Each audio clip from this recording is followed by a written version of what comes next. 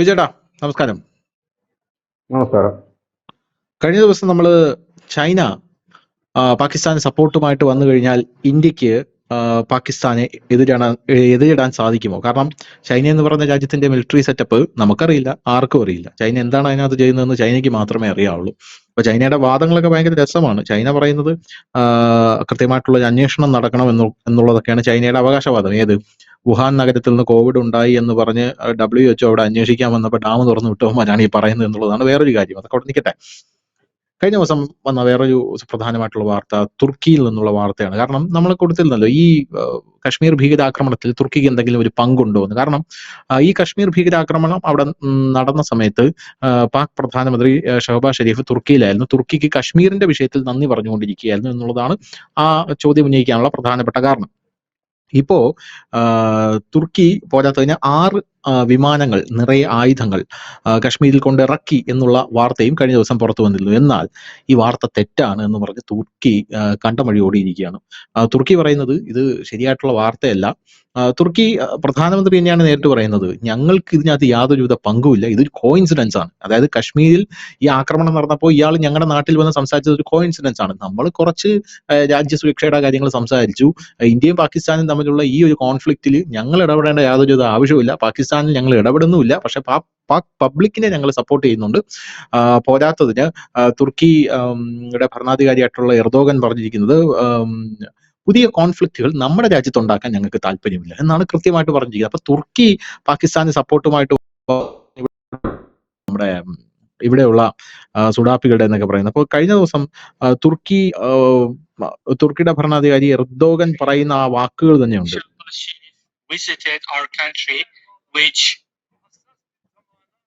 Coincides with a sensitive time in terms of the developments in the region. We discussed defense industry and trade, as well as our multidimensional relations with Pakistan. We have a strong support to the Pakistani public, which we reiterated. As Turkey, in our region and beyond our region, we do not want new conflicts, as we emphasize on every occasion.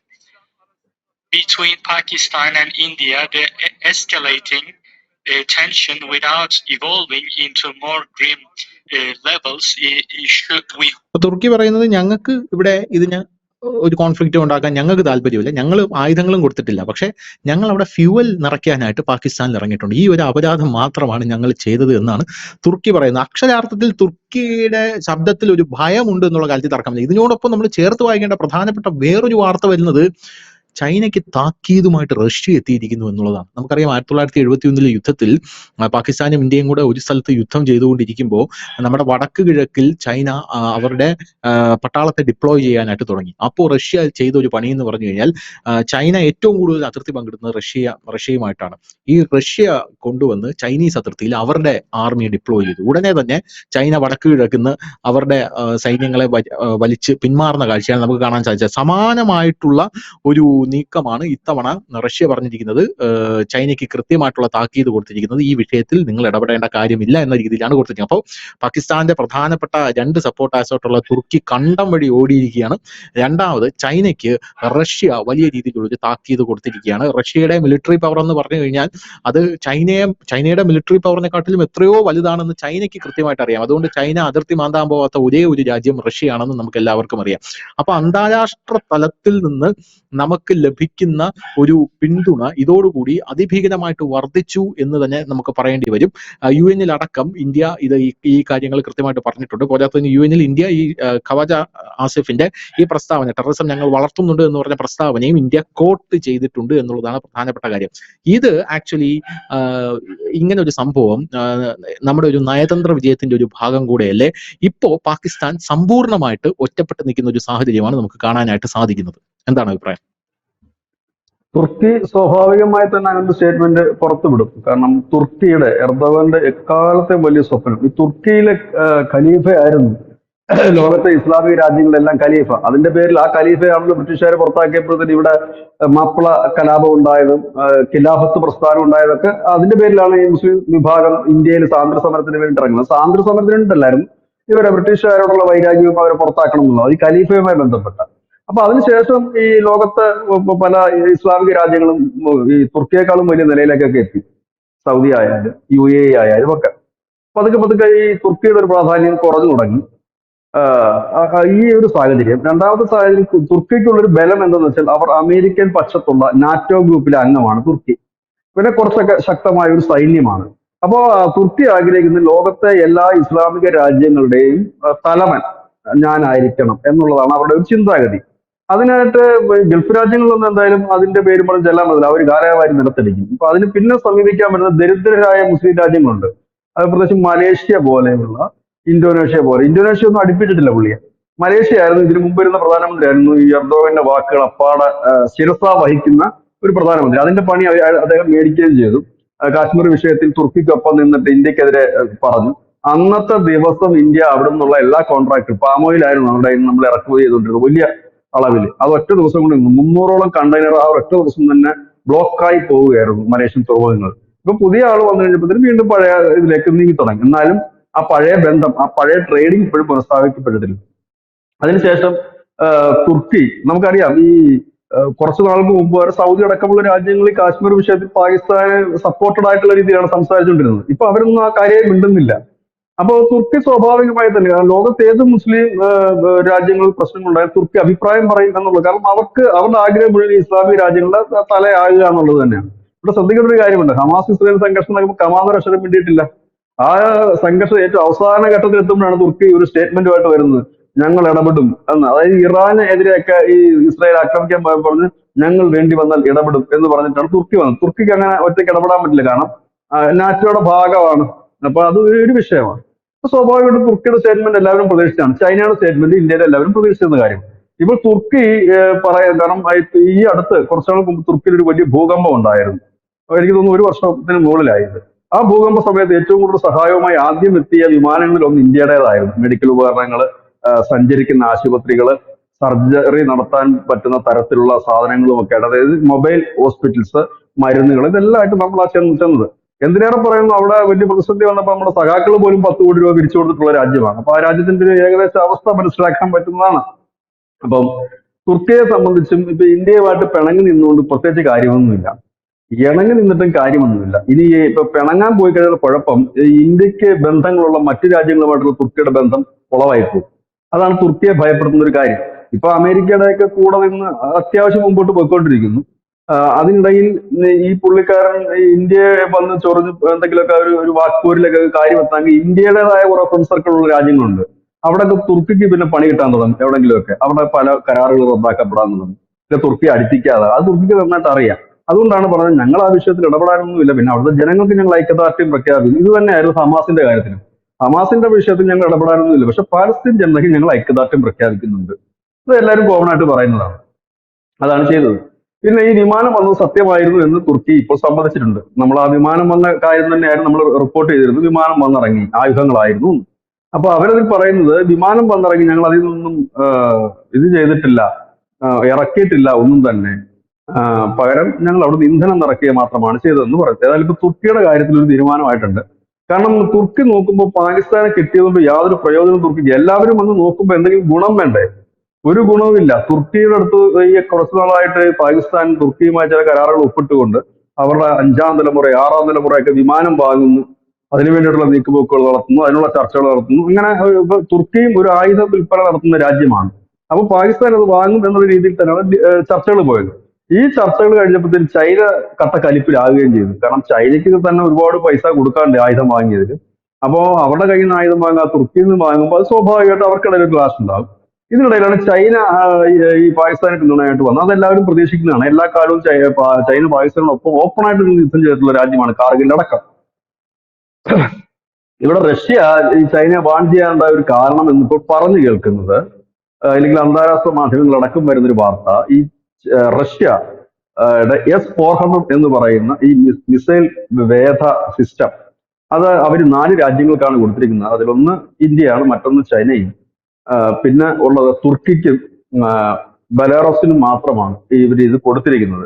അതായത് അപ്പോൾ കഴിഞ്ഞ ദിവസങ്ങളിലൊക്കെ തുർക്കിയും ചൈനയും ഇതിന്റെ details, ഇതിന്റെ data, അത് S-400 പാകിസ്ഥാനിലില്ല, ഇന്ത്യയിലുണ്ട്. India ഇപ്പോൾ അത് തന്ത്രപ്രധാന മേഖലകളിലേക്ക് മാറ്റിയിരിക്കുന്നു എന്ന് വാർത്തയും വരുന്നുണ്ട്. അപ്പോൾ ചൈനയും തുർക്കിയും പാകിസ്ഥാൻ ഉറപ്പ് കൊടുത്തു ബലവും വിലക്കുറവും എന്താണ് എന്നുള്ളത്. കാരണം ഇവരുടെ കയ്യിലുണ്ടല്ലോ ഇത്, ചൈനയുടെ കയ്യിലുമുണ്ട് ഓൾറെഡി, തുർക്കിയുടെ കയ്യിലുമുണ്ട് ഇത്. അപ്പോൾ ഏതൊക്കെ മിസൈലിനെയാണ് ഇതിന് തകർക്കാൻ കഴിയുക, ഏതൊക്കെ മിസൈലിനെ തകർക്കാൻ കഴിയില്ല, ഏതൊക്കെ രീതിയിൽ താഴ്ന്നു പറഞ്ഞാൽ ഇതിനൊന്നും ചെയ്യാൻ കഴിയില്ല, ഇല്ലെങ്കിൽ എന്തൊക്കെ ആണ് ഇതിന് ചെയ്യാൻ കഴിയുന്നത്, അങ്ങനെയുള്ള ഏതൊരു ആയുധത്തിനും കുറവും കൂടുതലും ഉണ്ടാകും, മെറിറ്റും ഡീമെറിറ്റും ഉണ്ടാകും. അപ്പം ഒരു പോരായ്മയും ഉണ്ടാകും, അത് ഏതൊരു കാര്യത്തിനുമുണ്ട്. ഗുണത്തെ പോലെ തന്നെ സൈഡ് എഫക്റ്റും ഉണ്ടാകുമല്ലോ. അതെല്ലാം വേണ്ട. അപ്പൊ അതാണ് ഡേറ്റ, ആ ഡേറ്റ കൈമാറണം. അപ്പൊ ഇത് കരാറിന് വിരുദ്ധമാണ്. അതാണ് റഷ്യക്ക് ചൊടിപ്പിച്ച കാര്യം. കാരണം അവരുടെ ഒരു ഉൽപ്പന്നം, അവര് ഏറ്റവും വലിയ ഒരു സംഭവം, ഇന്ന് ലോകത്തിൽ ഇറങ്ങിയതിൽ വെച്ച് ഏറ്റവും ടെക്നോളജി വലിയ S-400 എന്ന് പറഞ്ഞു. ഇപ്പൊ അവർ S-500 കടന്നു കഴിഞ്ഞിരിക്കുന്നു. അപ്പം അത് വാങ്ങിയ അപൂർവം ചില രാജ്യങ്ങളിലൊന്നും ഇന്ത്യയാണ്. ഇന്ത്യയാണ് റഷ്യയുടെ ഏറ്റവും വലിയ ആയുധ പങ്കാളി, ഏറ്റവും കൂടുതൽ ആയുധങ്ങൾ വാങ്ങുന്ന അവിടുന്ന്. അപ്പൊ അതിന്റെ രഹസ്യങ്ങൾ അറിയാവുന്ന മറ്റൊരു രാജ്യം, ആ രാജ്യം ഇതൊന്നുമില്ലാത്ത ഒരു രാജ്യത്തിന് ഇതിന് ഡേറ്റ കൈമാറുക എന്ന് പറഞ്ഞാൽ ഇനി വേറെ ആരും റഷ്യയുടെ ഈ സാധനം വാങ്ങില്ല. നാളെ ഇന്ത്യ പോലും റഷ്യയുടെ പേടിച്ചിട്ട് വേറൊരു സാധനം വാങ്ങില്ല. കാരണം എന്താണ്, ആ വാങ്ങുന്ന സാധനത്തിന്റെ ബ്ലൂ പ്രിന്റ് ചൈനയും ആ സെയിം സാധനം തന്നെ വാങ്ങുന്നു.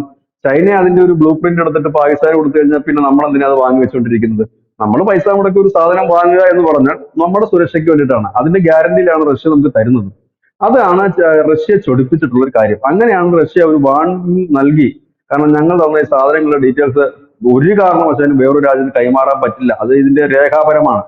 ഈ ഒരു വാർണിംഗ് ഇവർക്ക് നിഷേധിക്കാൻ കഴിയില്ല. കാരണം വെച്ചാൽ നമ്മളൊരു ആയുധം വാങ്ങുമ്പോൾ ഒരു ആയുധം വാങ്ങുന്നതോട് കൂടി തീരുന്നതല്ല കരാർ. ഇതിന്റെ മെയിൻ്റനൻസ് ഉണ്ട്, ഇതിന്റെ പാർട്സുകളുണ്ട്, ഇതിന്റെ സർവീസ് ഉണ്ട്, ഇതിന്റെ അപ്ഡേഷൻസ് ഉണ്ട്. ഇതിനെല്ലാം റഷ്യയുമായി ബന്ധപ്പെട്ടുകൊണ്ടേയിരിക്കണം, എങ്കിൽ മാത്രമേ ഇത് പൂർണ്ണമാവുള്ളൂ. ഇപ്പൊ ഇങ്ങനെ വാങ്ങി വെച്ചതുകൊണ്ട് കാര്യമായില്ല, ഇത് അടിക്കടി വരണം. ഇനി ഇത് പ്രവർത്തിക്കുന്ന സമയത്ത് എന്തെങ്കിലും കംപ്ലൈന്റ് വന്നാൽ പോലും റഷ്യയുടെ സഹായം വേണം. അപ്പം ഇങ്ങനെയൊക്കെ ഉള്ളത് കൊണ്ട് തന്നെ അവരൊരു വാർണിംഗ് കൊടുത്തു എന്നുള്ളതാണ്. ഇത് ഒരു ഒഫീഷ്യലായിട്ട് വന്നിട്ടുള്ള ഒരു വാർത്തയല്ല, കാരണം ഇങ്ങനെയുള്ള കാര്യങ്ങൾ ഒരിക്കലും ഒഫീഷ്യലായിട്ട് വരികയുമില്ല. പക്ഷെ അന്തർദേശീയ തലത്തിൽ ഉള്ള ചില ഈ ഡിഫൻസുമായി ബന്ധപ്പെട്ട് നിൽക്കുന്ന ചില ഓൺലൈൻ ചാനലുകളിലാണ് ഈ വാർത്ത വന്നത്.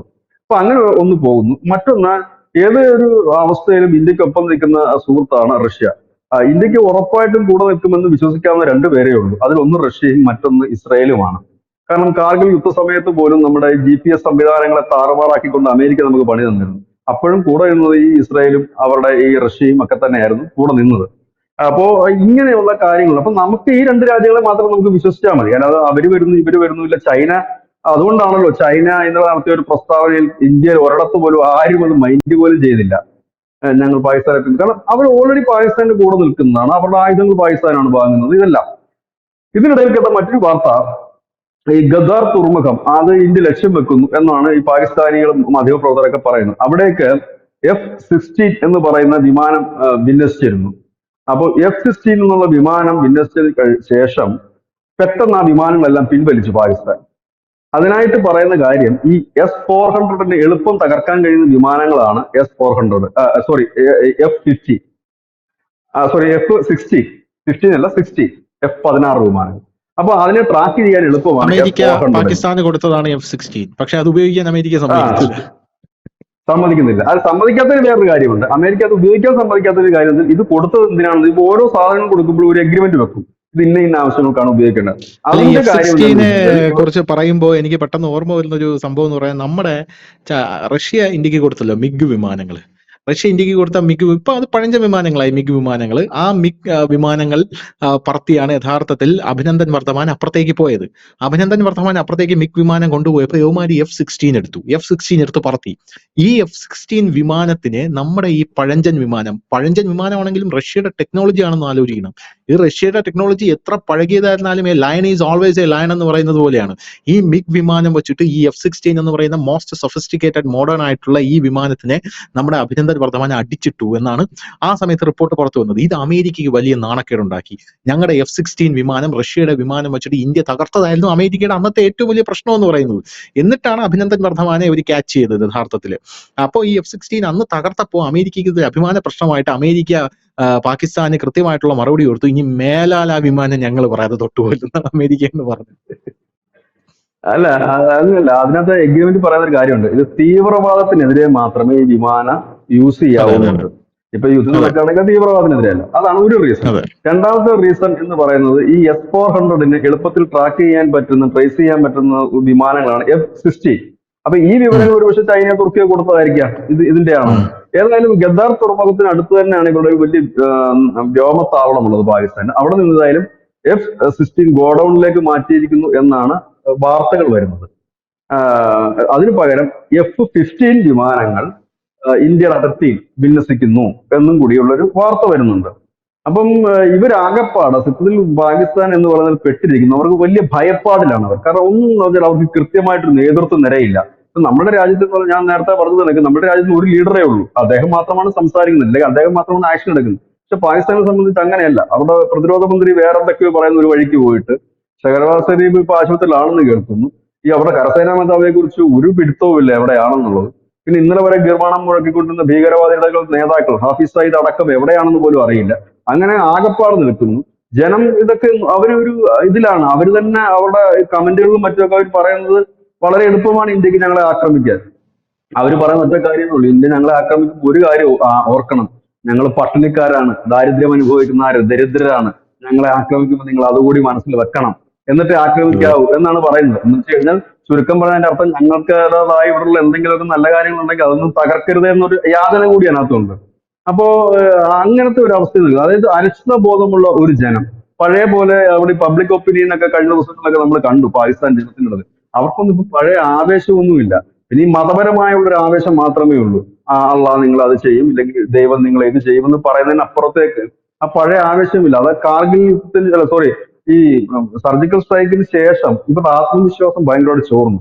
അവർക്ക് തന്നെ മനസ്സിലായി അവരുടെ ഒപ്പം ആരുമില്ലെന്ന്. നമ്മൾ പാകിസ്ഥാൻസ് വീഡിയോ ഒക്കെ, മുമ്പുള്ള പാകിസ്ഥാൻസ് വീഡിയോ എടുത്താൽ കഴിഞ്ഞാൽ അറിയാം. ഇന്ത്യക്കൊപ്പം നോക്കൂ, അവിടുത്തെ ആൾക്കാർ തന്നെ, യൂട്യൂബേഴ്സ് തന്നെ പറഞ്ഞു, ഇന്ത്യക്കൊപ്പം നോക്കൂ, എത്ര ശക്തമായ രാജ്യങ്ങളാണ് അവരെ കാണാനും സംസാരിക്കാനും ഒക്കെ പോകുന്നത്.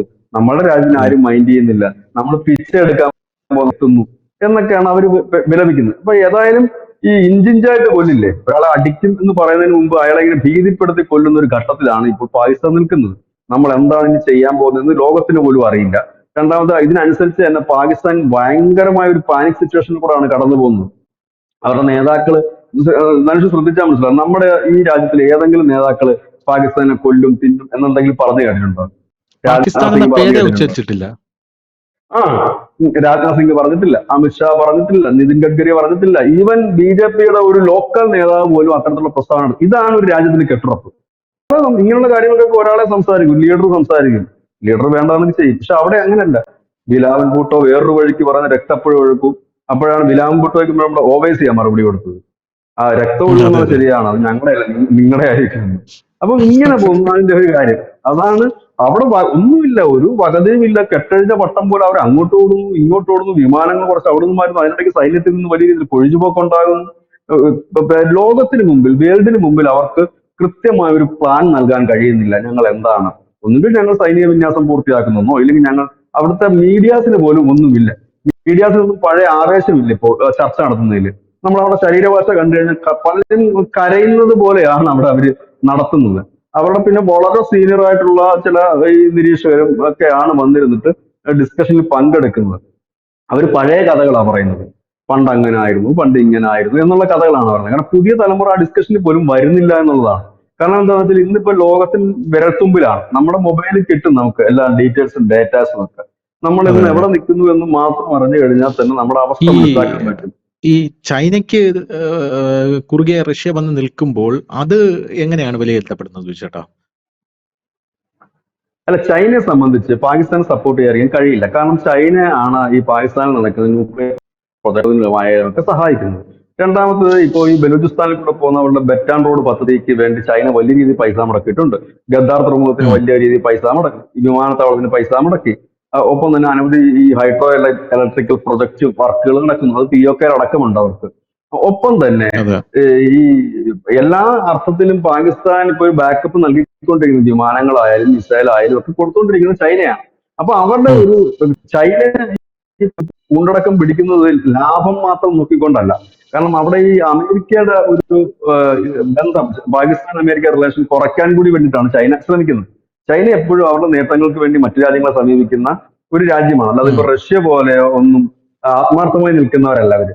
അവർക്ക് എന്ത് നേട്ടം കിട്ടുന്നു? ഇപ്പം പാകിസ്ഥാനിൽ അവർക്കൊരു എൻട്രി കിട്ടിയാൽ, ഇപ്പൊ ഈ ഗദ്ദാർ തുറമുഖം കിട്ടിയതുപോലെ പാകിസ്ഥാനിൽ ഒരു സ്പേസ് കിട്ടിയാൽ അത്രയും നല്ലതാണ്. കാരണം ഒന്ന്, അമേരിക്കയെ പാകിസ്ഥാനിൽ നിന്ന് പതുക്കെ പതുക്കെ നീക്കം ചെയ്യാൻ കഴിയും. രണ്ട് എന്ന് പറഞ്ഞാൽ ഈ പശ്ചിമേഷ്യയിൽ തന്നെ ഒരു നിർണായക റോളിലേക്ക് ചൈന കുറച്ചുകൂടെ എളുപ്പത്തിൽ എത്താൻ കഴിയും.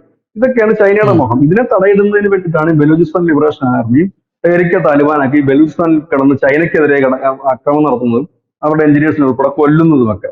ചൈന ഇപ്പൊ ചെയ്യാൻ പോകുന്ന കാര്യം ന്യൂട്രലായിട്ട് നിൽക്കും, ആയുധങ്ങളും കാര്യങ്ങളും ഒക്കെ പാകിസ്ഥാന് നൽകുകയും ചെയ്യും. കാരണം ഇപ്പൊ പുതിയ വാർത്ത ഇന്ന് രാവിലെ ഞാൻ കണ്ട ഒരു എക്കണോമിക്സ് ടൈംസിലാണെന്ന് എനിക്ക് തോന്നുന്നു. അതിനകത്ത് കണ്ടൊരു വാർത്ത, ഈ ചൈനീസ് കമ്പനികൾ ഇപ്പൊ ഇന്ത്യൻ കമ്പനികളെ സമീപിച്ചിട്ടുണ്ട്. കാരണം ഈ താരിഫ് വല്ലാതെ ഉയർന്നത് മൂലം ഈ ചൈനയിൽ നിന്നും ഉം. കയറ്റി അയക്കാൻ കഴിയുന്നില്ല. അപ്പൊ ഇവരുടെ കസ്റ്റമർ ഉണ്ടല്ലോ, അമേരിക്കയിലൊക്കെ ഉള്ള കസ്റ്റമേഴ്സ്, ആ കസ്റ്റമേഴ്സിന് ഉം. നഷ്ടപ്പെട്ടു പോകും. സ്വാഭാവികമായിട്ട് ചരക്ക് സാധനം എത്തിയില്ലെങ്കിൽ കസ്റ്റമർ പിന്നെ അത് നോക്കിയിരിക്കില്ല. അപ്പൊ ഇന്ത്യൻ കമ്പനികൾ വഴി ആ സാധനം അമേരിക്കയ്ക്ക് എത്തിക്കുക. അപ്പൊ ഇന്ത്യയിൽ താരിഫ് ഇപ്പൊ കുറവാണ്. 90 ദിവസത്തേക്ക് ട്രംപ് 10% ചുമത്തിയിട്ടുള്ളൂ. ഈവൻ ഇനി ഉം. 26% ചുമത്തിയാൽ പോലും ഇവിടെ നിന്ന് ഇന്ത്യയും കൂടെ കൊളാബറേറ്റ് ചെയ്തിട്ടുള്ള ബ്രാൻഡ് ആണെന്ന് മതി. കാരണം ഇവരുടെ കമ്പനിയുടെ ബ്രാൻഡ് നഷ്ടപ്പെടാതിരിക്കാൻ, ആ കച്ചവടം പോകാതിരിക്കാൻ അതിനുള്ള ചർച്ചകൾ നടക്കുകയാണ് അവിടുത്തെ അനവധി കമ്പനികൾ.